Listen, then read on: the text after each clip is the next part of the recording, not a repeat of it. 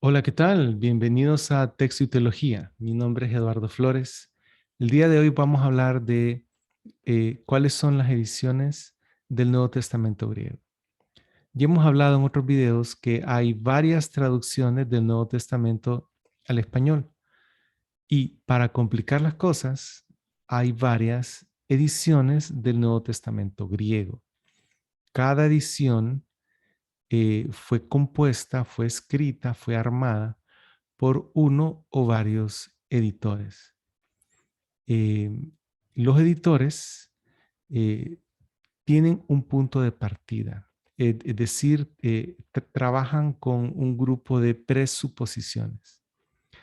Los editores aplican una metodología que consiste en materiales y métodos.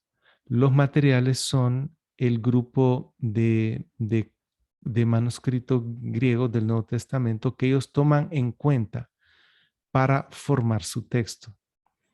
Esto es porque los manuscritos griegos tienen su diferencia. Entonces, los editores tienen que decidir cómo lidiar con el asunto de la variación textual del Nuevo Testamento y aplican alguna metodología, algún número de reglas para ellos decidir cuál es el texto, siendo este entonces el producto final de la metodología. Entonces cada edición tiene tres componentes: las presuposiciones o punto de partida, la metodología, que son los materiales y métodos, y el resultado final, que es el texto resultante. El día de hoy vamos a hablar entonces de 7 y tal vez una octava ediciones del Nuevo Testamento griego. Claro que hay más. eh, Hay muchas más ediciones. Sin embargo, nos vamos a concentrar en estas 7, mencionando algunas otras en el camino. Esto lo hacemos porque, bueno, a la fe se le añade virtud y a la virtud conocimiento. Hay que conocer acerca de todas estas cosas para estar seguro uno en su corazón que lo que le estás transmitiendo a los hermanos es precisamente la palabra de Dios, que es útil, es eficaz para edificar al pueblo de Dios, edificar a la iglesia de Cristo, para que todos lleguemos a la estatura de Jesucristo, a un hombre perfecto. Bueno, entonces vamos a compartirles entonces acerca de las ediciones del Nuevo Testamento griego. ¿Cuáles son entonces las ediciones del Nuevo Testamento griego? Comenzamos con los escritos originales o que se llaman autógrafos. Todas estas cartas originalmente escritas eh, por el puño y letra de cada uno de los autores del Nuevo Testamento fueron escritas ya para el año 100 después de Cristo, ya habían sido escritas todas. A estas, claro, se les sacó copia. Se les sacó copia casi inmediatamente de haber sido escritas para que cada congregación tuviera su conjunto de cartas que formaban parte del movimiento cristiano, ¿verdad? Y entonces la gente le sacaba copia en manuscrito y hubo cierta cantidad de tiempo, eh, puede ser décadas o puede ser 1 o 2 siglos en los cuales el escrito original todavía estaba disponible para que cualquier persona que tuviera una copia cotejara y viera si estaba bien copiado. Surge entonces ya a partir del siglo II. eh, bueno, de hecho, a partir del primer siglo comenzaron las copias manuscritas, pero en el siglo II fueron más y entonces el Nuevo Testamento fue copiado varias veces y muchas veces a través de los siglos a mano. Hay toda una historia de la transmisión del texto griego del Nuevo Testamento. Eso lo vamos a ver en videos más adelante. Y eh, paró de ser copiado a mano en el siglo XVI con la aparición de el primer texto griego impreso. Entonces ya a partir del siglo XVI a este tiempo, en el siglo XX, lo que entra en boga son las ediciones del Nuevo Testamento en griego, que es particularmente el tema que vamos a ver hoy. Y las traducciones al español comenzaron también en el siglo XVI.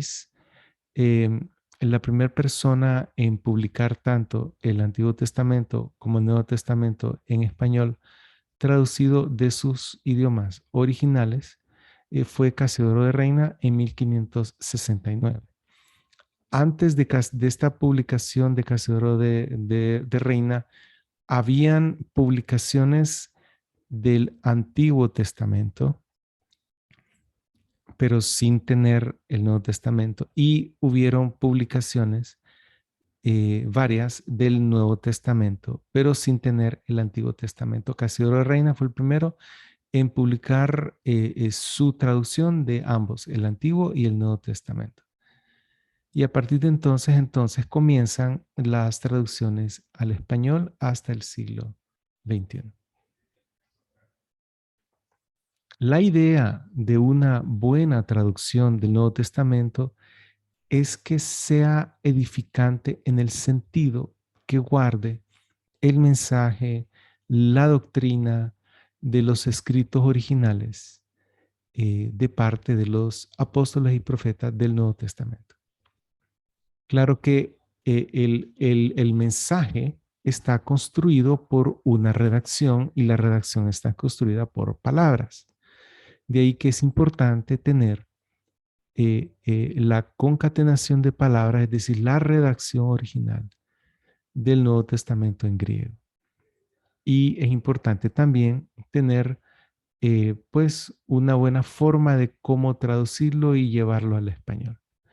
De tal forma que ese texto inspirado originalmente por los autores del Nuevo Testamento venga a nutrir, venga a edificar al pueblo de Dios de habla hispana. Entonces nos vamos a enfocar en las ediciones del Nuevo Testamento griego y vamos a mencionar 7 ediciones de importancia y una octava también. Entonces vamos a comenzar con el Textus Receptus, que fue publicado por Erasmo de Rotterdam en 1516. Este fue el primer texto publicado del Nuevo Testamento en forma impresa, ya no en manuscrito, sino con una máquina, con una imprenta. Luego tenemos la Políglota Complutense, que fue publicada en 1522. Por fin fue publicada porque ellos ya tenían listo desde antes de 1516 en Madrid, ya tenían listo, ¿cómo se llama? El Nuevo Testamento. Em, Antes que Erasmo de Rotterdam, pero ellos lo lograron publicar por la bula papal hasta 1522. Tenemos entonces, luego de este otro lado, que dice manuscritos alejandrinos, porque del lado izquierdo dice manuscritos bizantinos. Tanto la políglota como el texto recibido están basados en manuscritos llamados bizantinos. Westcott y Hort, ellos publicaron un texto griego del Nuevo Testamento diferente al texto recibido en 1881. Y esta obra fue eh, eh, tanto el comienzo como el final, es decir, fue la obra culminante del siglo XIX, que vino a poner en práctica la crítica textual. Ya había antes ya habían ciertas ediciones, ciertas iniciativas para publicar un texto crítico del Nuevo Testamento basado precisamente en manuscritos alejandrinos. Tenemos que antes de Westcott y Hort, hay algunos, por ejemplo, Carl Lockman en 1831 publicó una edición crítica del Nuevo Testamento griego, lo mismo que Tischendorf en 1849. Y antes ya había cierto trabajo de parte de Johann Bengel y de Johann Griesbach, pero fue en 1881 y con esta publicación que la crítica textual logró tumbar, por así decirlo, al Textus Receptus. El Textus Receptus, que no se llamó así, ni Erasmo le puso ese nombre desde el principio, es así como el texto crítico, son varias ediciones que lograron llegar a una madurez, como se ve hoy en la actualidad con el texto de Nestlé Aland. Igual el Textus Receptus tuvo su inicio y tuvo su maduración. Entonces, Erasmo de Rotterdam lo publicó, hizo su primera publicación, como ya hemos dicho, en 1516, pero tuvo 4 publicaciones más. O sea, él publicó 5 ediciones del texto, de lo que después se comenzó a llamar Textus Receptus.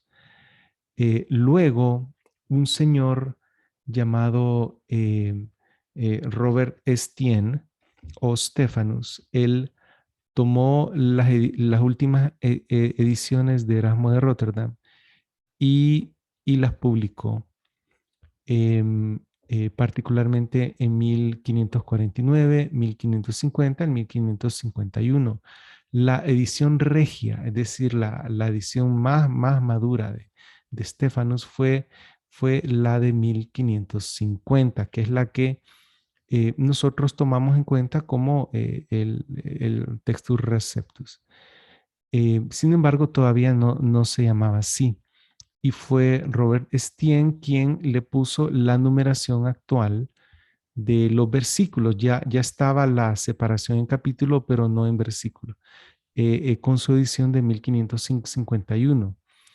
Teodoro Beza sacó entre 5 a 8 publicaciones más y fue en los 1600, si no me equivoco, fue alrededor de 1627 o 1633 cuando un grupo de impresores de apellido Elsevier, ellos publicaron una edición del texto recibido y de hecho ellos en la introducción, en el prefacio, escribieron y este es el texto recibido por todos.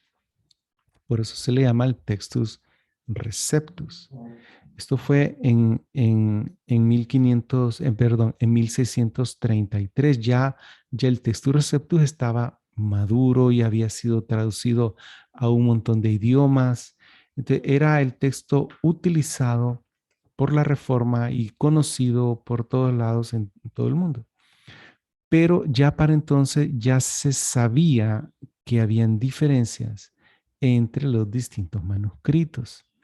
Y John Mill publicó una edición del Textus Receptus con 30,000 variantes del Nuevo Testamento griego. Entonces, ellos comenzaron a ver la forma de cómo lidiar con el asunto de las variaciones textuales.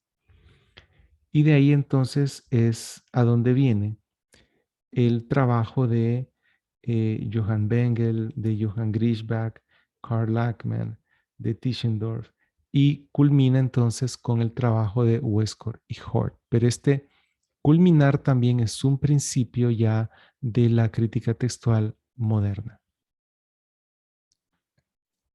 La Iglesia Ortodoxa, basándose en leccionarios, publicó su texto griego del Nuevo Testamento en 1904. Antes de esa fecha, es decir, por los últimos es un decir, 1800 años, ellos estuvieron utilizando el texto en cada iglesia según los manuscritos que cada iglesia tenía. Era el texto que se usaba, ¿verdad? Pero en 1904 le encargaron a un señor que fuera por todas las iglesias y que recogiera en sí cuál era el texto en una edición, en una sola edición. Entonces, también basado en manuscritos precisamente bizantinos, que fue los que usó la Iglesia Ortodoxa en todo el tiempo. Recordemos que la católica de habla latina comenzó a usar la Vulgata latina ya a partir del siglo IV. Entonces la Iglesia Ortodoxa se quedó como los que resguardaron el texto griego, y la Iglesia Latina Católica Romana se quedó con el texto traducido del texto griego, que se llama clásicamente la Vulgata Latina de Jerónimo. Regresando entonces, aquí tenemos, hasta ahorita tenemos tres ediciones basadas en manuscritos bizantinos, y la edición extra que les había comentado, basada en manuscritos alejandrinos. Ya en 1975, entonces, la crítica textual brinda un texto ya maduro. Ya para este tiempo se unió el texto de las ediciones Nestlé, que en la década de 1950 tomó Kirk Allen y comenzó a ser llamado Nestlé Allen.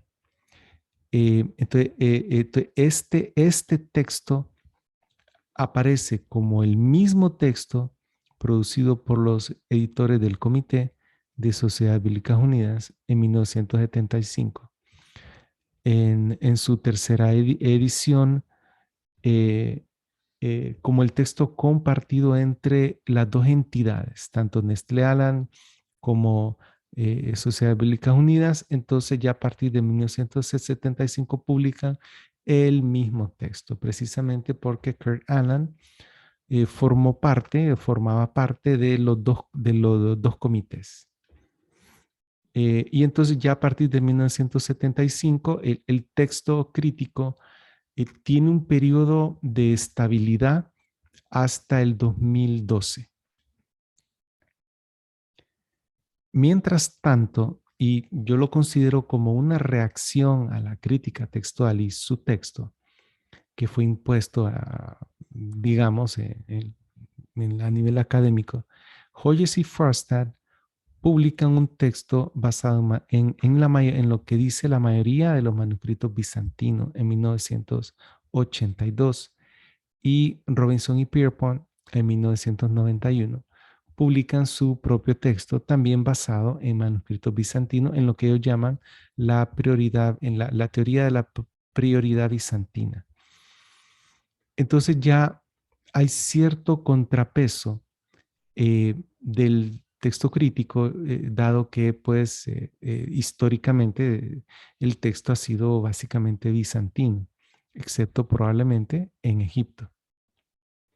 Y entonces tenemos ya la última publicación de Nestlé Aland en su 28ª edición en el 2012, y la última publicación de Sociedad Bíblica Unida de su texto griego, que sería la 5ª edición, que fue publicada 2 años después, en el 2014. Pero ambas publicaciones, como les había dicho, comparten justo el mismo texto.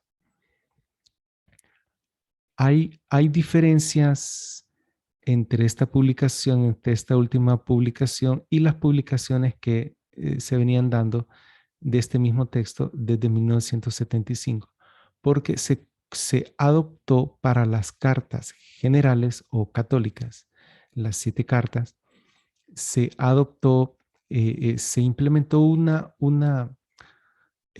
metodología nueva que se llama CBGM, por sus siglas en inglés, y de esto vamos a hablar más adelante. Pero resulta que el texto crítico ha cambiado y va a seguir cambiando, no es un texto estable, Y bueno, más adelante vamos a hablar más acerca de cada una de estas ediciones. Sin embargo, aquí no termina todo. Para finalizar, el doctor Wilbur Pickering en el 2015 publica su edición del texto griego del Nuevo Testamento según la familia 35. Y esto viene a remover, digamos, el avispero. Esto viene a sentar un precedente enorme en cómo manejar las variantes textuales. En resumen, entonces, tenemos que todas estas ediciones están basadas en manuscritos bizantinos y las ediciones del texto crítico están basadas en manuscritos alejandrinos. Los bizantinos por un lado y los alejandrinos por el otro lado. Bien, esto ha sido Texto y Teología. Espero que hayan llegado hasta el final en este video. Espero no haberlos cansado mucho. Pueden volverlo a oír y pueden tomar nota para hacer su propia investigación. Denle like, suscríbanse y bueno, eso ha sido todo por el día de hoy. Em, Vamos a seguir hablando acerca de este tema que pues, a mí me apasiona definitivamente. Y lejos de traer confusión, quisiera explicarles cómo está la situación, cómo se comenzó a dar cuenta la gente acerca de que los manuscritos tenían palabras distintas, había variaciones entre los manuscritos y cómo el mundo académico tomó eso y quiso manejarlo y es el producto final es las versiones del texto crítico, pero como la iglesia ha usado casi siempre el texto de los manuscritos bizantinos, no alejandrinos. Y bueno, hay dos polos opuestos ahí, ha habido una lucha interesante. Y entonces yo, lejos de brindar confusión, lo que quiero brindarles es toda la información y después brindarles cuál es la edición que yo considero que tiene las mejores presuposiciones, la mejor metodología y el mejor producto final, que es precisamente la edición griega del Nuevo Testamento según los manuscritos de la familia 35. Pero para eso vamos a tener suficiente tiempo más adelante.